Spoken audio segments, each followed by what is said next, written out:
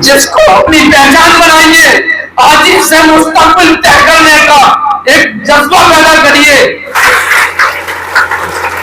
मुझे अच्छी तरह याद है कि जब पोलियो की शुरुआत हुई, पोलियो प्रोग्राम की, 1995 का वर्ष था और इतवार का दिन था, तो बड़े पैमाने पे इसका प्रचार प्रसार होता, लोग लाउड स्पीकर और बड़े बड़े होर्डिंग लगाकर और बैनर लगाकर, गाड़ियों में बड़े बड़े डैग डिब्बे लगाकर उदम लगातार चीखते चिल्लाते जा रहे थे, पोलियो प्रोग्राम, पोलियो से बचाओ अपने बच्चों को, 2 बूंद जिंदगी की। तो पता नहीं क्या हुआ, मैं उससे इतना प्रभावित हो गया, मैं इतना इम्प्रेस हो गया उस अवेयरनेस से कि मुझे लगा मेरे लिए ये कार्यक्रम बना है और मुझे काम करना चाहिए। तो इन्हीं आबादियों में हमने काम की शुरुआत की। शायद उन दिनों उन्होंने बहुत चीजें नहीं समझी थी कि क्या क्या हम कर पाएंगे।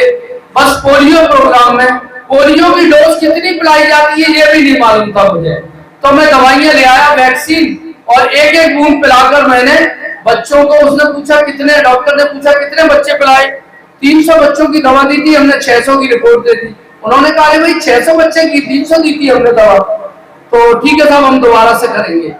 खैर ऐसा माहौल बना कि हमारे बीच में जैसे मुख्तार है, ये है मोहम्मद सईद है हमारे छोटे भाई, और सैकड़ों ऐसी तादाद में जिनके मैं नाम नहीं ले पाऊंगा।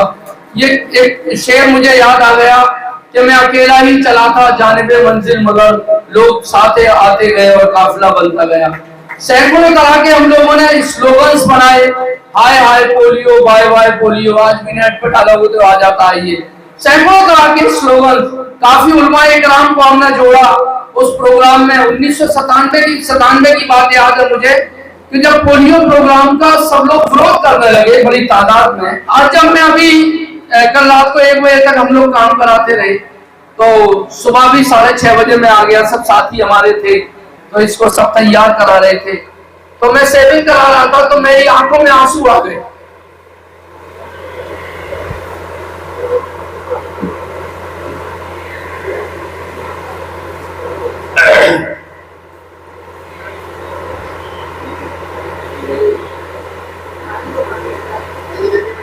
सैलून वाले उससे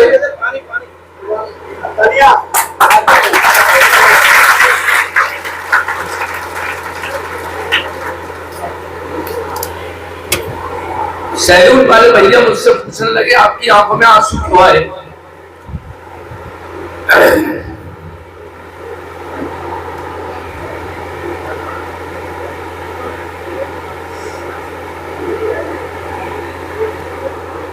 मैंने इतने लोगों के आपको नाम बताए, एक नाम वो है जो मेरे साथ नहीं है आज,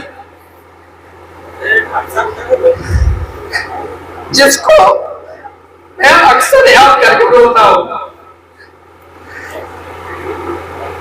मेरा छोटा भाई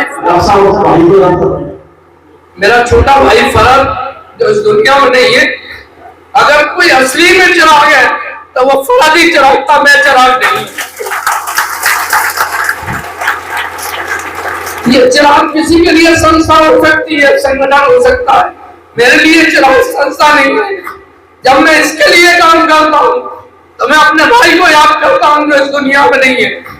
छोटी बहन भी कहा के पिछली साल दुनिया चली गई, ये दोनों मेरे साथ नहीं होते तो शायद मेरी जिंदगी में अंधेरा होता।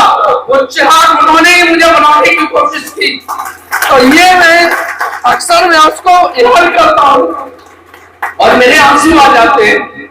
तो हम लोगों ने पोलियो के लिए बहुत काम किया।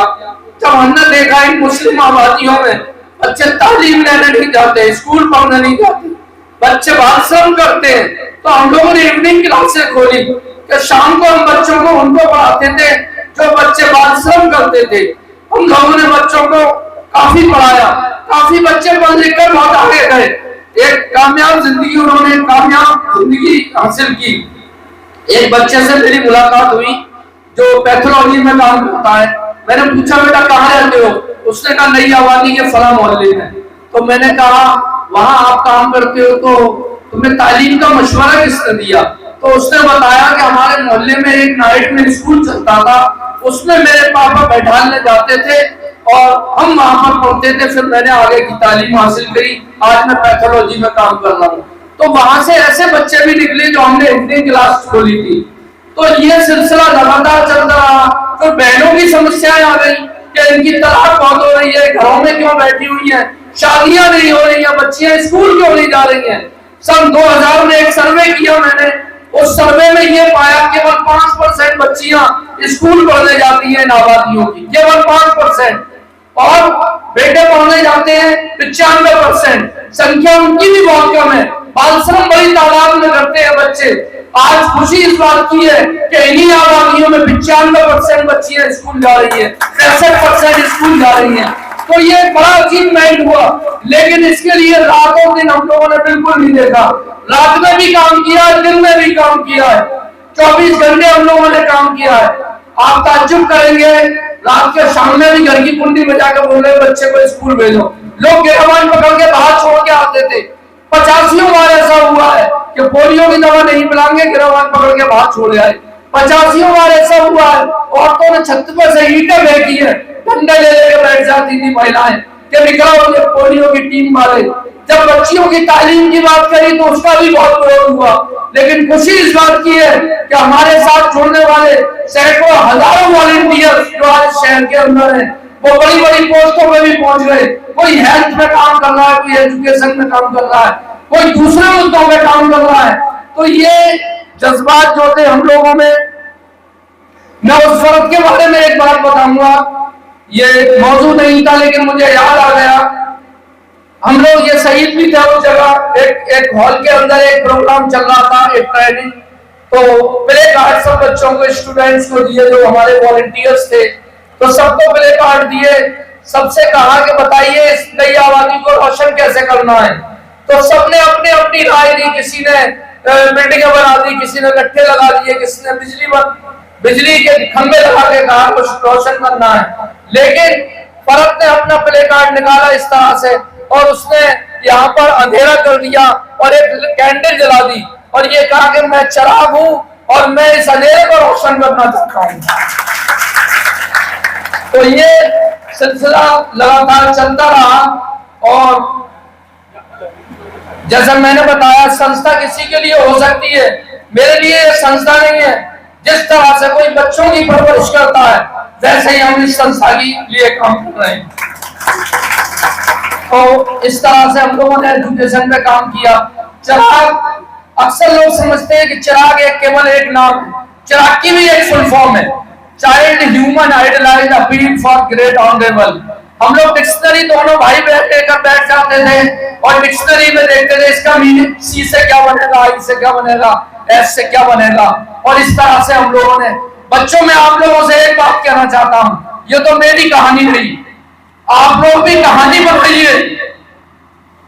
दुनिया में उन लोगों को याद किया जाता है जिनकी कोई कहानी होती है।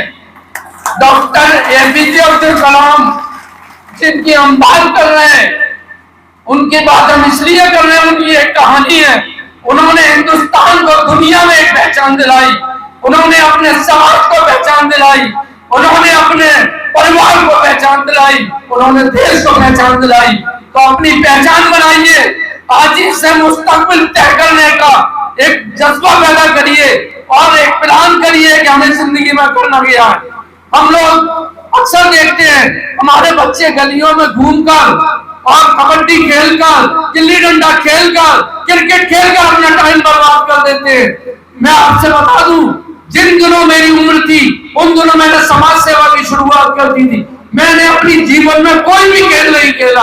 अक्सर मुझसे लोग कहते हैं आपको कौन सा खेल पसंद है, मैं कहता हूं मुझे कोई भी खेल पसंद नहीं है, क्योंकि मैंने कोई खेल खेला ही नहीं है। इसलिए मैं आप लोगों से कहना चाहता हूं, डॉक्टर एपीजे अब्दुल कलाम बनिए, महात्मा गांधी बनिए, सैयद अहमद खान बनिए, डॉक्टर अब्दुल कलाम आजाद बनिए। आप बनकर दिखाइए, आपके अंदर स्टेमिना है।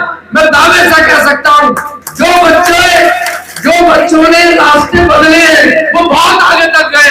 एक आसिम अब्बास बच्चा सरवलाल कॉन्वेंट से भी आया है, उसने नीट क्वालिफाई करा है। और भी बच्चे यहाँ आए होंगे, उन्होंने ऐसा क्यों नहीं कर पाए? ये सवाल अपने आप से पूछिए, अपने आप से सवाल पूछना पड़ेगा आपको। अगर आपने अपने हाथ से सवाल नहीं पूछा तो आपको कहीं से कोई जवाब नहीं मिलेगा। तो मैं आप लोगों से